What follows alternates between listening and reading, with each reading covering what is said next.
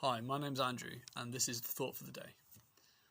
Recently, I was reading Psalm 4, and a verse really stood out to me. It's as David writes this in verse 6. Many people say, "Who will show us better times?" This phrase really stood out to me as it's so relevant to what we're all going through at the moment. We're longing for better times. From King David to Queen Elizabeth, as she addressed the nation just over a week ago, she said this: "We should take comfort that while we may have more still to endure, better days will return."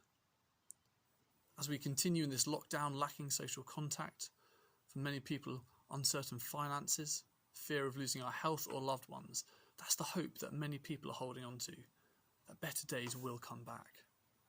And while that is true for most of us, what about those who do lose their lives, who do lose loved ones, who do lose their livelihoods? Even when we're not in the middle of a global pandemic, we inhabit a world that contains suffering, mourning, grief, and death. But we as Christians can hold on to a greater hope, because we know that one day Christ will return to make everything new. We're finding ourselves in a time of waiting at the moment, waiting for this lockdown, for this pandemic to be over. But this whole world is waiting for Christ to come back.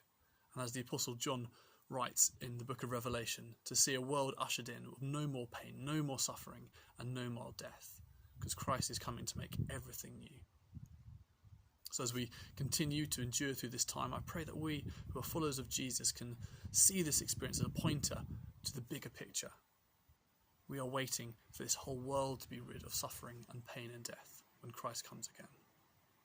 I pray that gives you real hope and comfort in this day and the weeks to come as we look for those better times.